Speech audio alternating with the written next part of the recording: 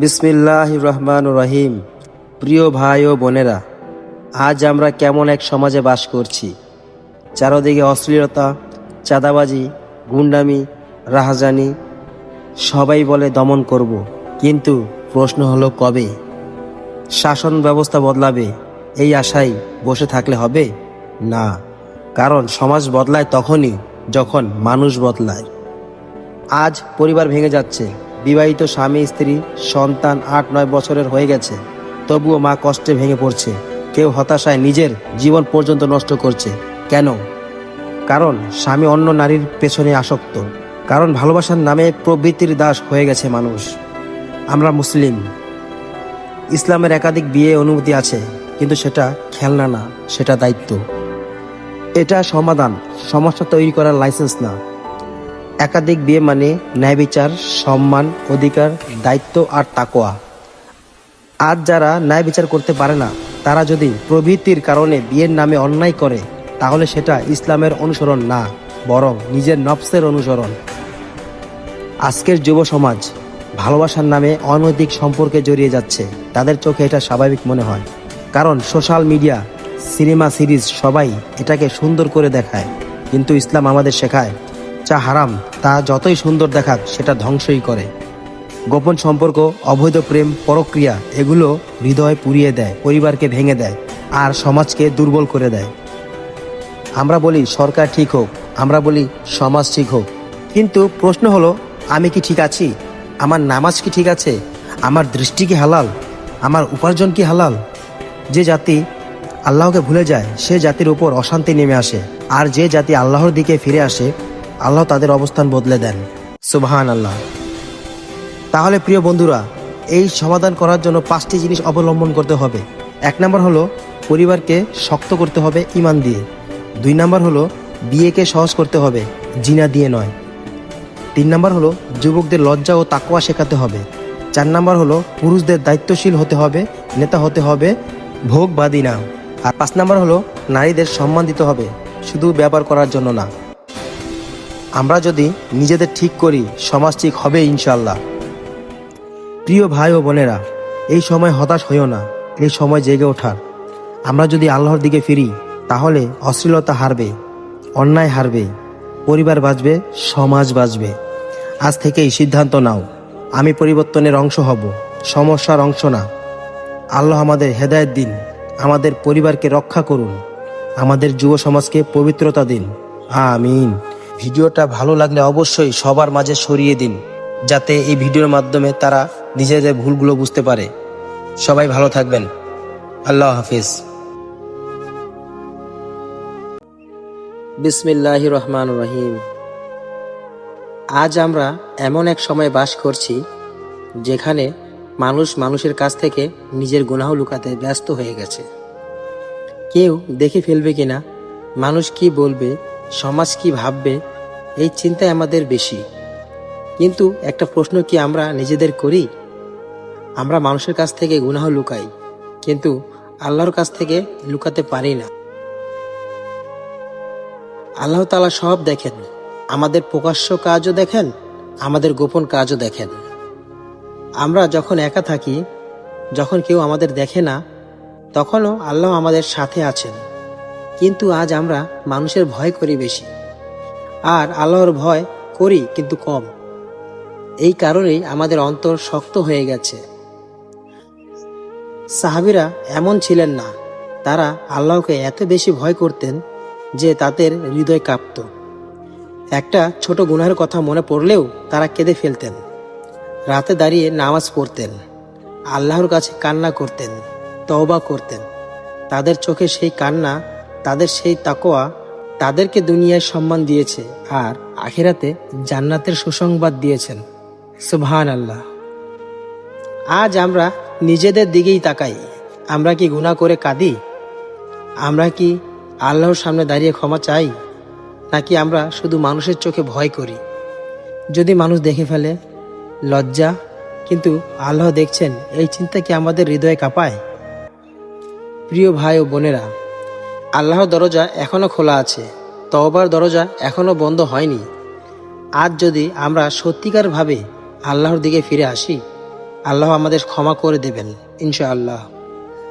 তাই আজ থেকেই একটা সিদ্ধান্ত নাও, মানুষের ভয় নয়, আল্লাহর ভয়কে হৃদয়ে জাগাও। গোপনে গুনাহ না করে গোপনে তওবা করো। হয়তো সেই এক ফোঁটা চোখের পানি তোমার আখিরাত বদলে দিতে পারে।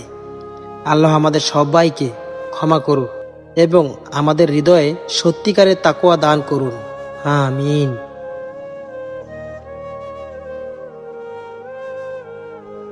আল্লাহ তাআলা আমাদের রমজান কেন দিলেন? বিসমিল্লাহির রহমানির রহিম।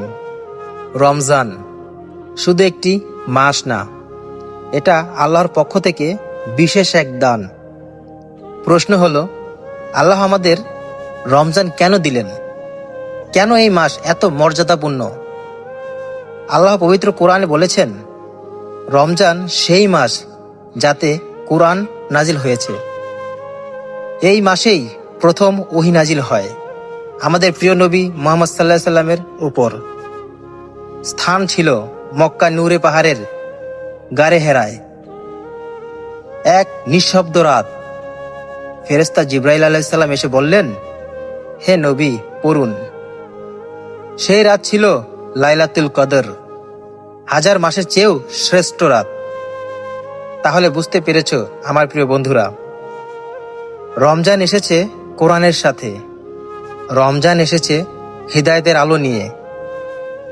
কিন্তু শুধু তাই নয়, আল্লাহ রমজান দিলেন আমাদের বদলানোর জন্য।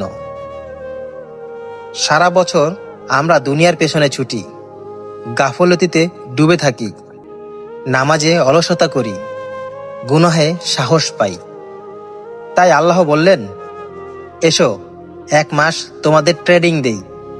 ক্ষুধা দিয়ে বুঝায় দুনিয়া ছাড়া যায়, তৃষ্ণা দিয়ে বুঝায় আল্লাহ ছাড়া থাকা যায় না। রোজা শুধু না খাওয়া না, রোজা মানে নিজেকে নিয়ন্ত্রণ করা, চোখকে সামলানো, এই জিহ্বাটাকে থামানো, হৃদয়কে নরম করা। রমজান আমাদের শেখায় তাকওয়া। তাকওয়া মানে শুধু ভয় না, তাকওয়া মানে আল্লাহকে মনে রেখে চলা। এই মাসটা কেন এত মর্যাদাপূর্ণ? কারণ এই মাসে জান্নাতের দরজা খুলে দেওয়া হয়, জাহান্নামের দরজা বন্ধ করা হয়, শয়তানদের শৃঙ্খলিত করা হয়। এই মাসে এক নেকি বহুগুণ বাড়িয়ে দেন আমার আল্লাহ তাআলা। তাহলে ভাবো, এমন সুযোগ আর কোথায়? রমজান হলো একটা রিসেট বাটন। তুমি যত পাপ করো, যত ভুল করো, এই মাসে যদি কাঁদতে পারো, আল্লাহ তাআলা ক্ষমা করতে প্রস্তুত। তাই রমজান শুধু ক্যালেন্ডারের মাস না, এটা আল্লাহর পক্ষ থেকে রহমতের চিঠি। তো প্রিয় বন্ধুরা, প্রশ্ন হলো, আমরা সেই চিঠি পড়ছি তো? রমজান এসেছে আমাদের হৃদয় নরম করতে, আমাদের নামাজ ঠিক করতে, আমাদের জীবন সোজা করতে। হয়তো এটাই আমাদের শেষ রমজান। যদি শেষ হয়, আমরা কি নিয়ে দাঁড়াবো ওই আল্লাহর সামনে? প্রিয় ভাই ও বোনেরা, রমজানকে শুধু ইফতার আর সেহরিতে সীমাবদ্ধ করো না। এই মাসকে বানাও তাকওয়ার মাস, কোরআনের মাস, নামাজের মাস, চোখের হেফাজতের মাস। রমজান এসেছে আমাদের বাঁচাতে। মহান আল্লাহ তাআলা আমাদের সবাইকে এই রমজানের হক আদায় করার তৌফিক দিন। আমিন। বিসমিল্লাহির রহমানির রহিম। প্রিয় ভাই ও বন্ধুরা, আজ যদি পৃথিবীর কোনো প্রান্তে একজন মুসলমান কাঁদে, তাহলে তার ব্যথা কি আমাদের হৃদয়ে লাগে, নাকি আমরা সব দেখেও চুপ থাকি? মনে রেখো, মুসলমান শুধু নিজের জন্য বাঁচে না, মুসলমান বাঁচে পুরো উম্মাহের জন্য। আজ আমরা দেখি দুনিয়ার অনেক জায়গায় মুসলমানদের উপর জুলুম হচ্ছে। নিরীহ মানুষ, শিশু, নারী অনেকেই কষ্টের মধ্যে দিন কাটাচ্ছে। কিন্তু প্রশ্ন হলো, আমরা কি করেছি? আমরা হয়তো যুদ্ধ করতে পারি না, আমরা হয়তো সেখানে যেতে পারি না, কিন্তু একজন মুসলমানের সবচেয়ে বড় শক্তি কি জানো? তার দোয়া। যখন একজন মুমিন হাত তুলে আল্লাহর কাছে দোয়া করে, তখন সেই দোয়া আকাশের দরজায় কাঁপিয়ে দেয়। ইতিহাস সাক্ষী, মজলুমের দোয়া কখনো আল্লাহ ফিরে দেন না। তাই আজ যদি আমরা সত্যিকারের মুসলমান হই, তাহলে অন্তত আমাদের হৃদয় কাঁপবে, আমাদের জিহ্বা দোয়ায় ভিজে যাবে। প্রিয় ভাইয়েরা, মনে রেখো, একজন মুসলমান আরেকজন মুসলমানের ভাই। তার কষ্টে যদি আমাদের হৃদয় না কাঁদে, তাহলে আমাদের ঈমানকে নতুন করে ভাবতে হবে। আজ আমরা যদি তাদের জন্য দোয়া না করি, আল্লাহ হয়তো সে দোয়ার বরকতে পুরো উম্মাহকে রক্ষা করবেন। তাই আমার প্রিয় বন্ধুরা, আজ থেকে একটা নিয়ত করি, যেখানে মুসলমানদের উপর জুলুম হবে সেখানে অন্তত আমরা দোয়ার মাধ্যমে প্রতিবাদ করব।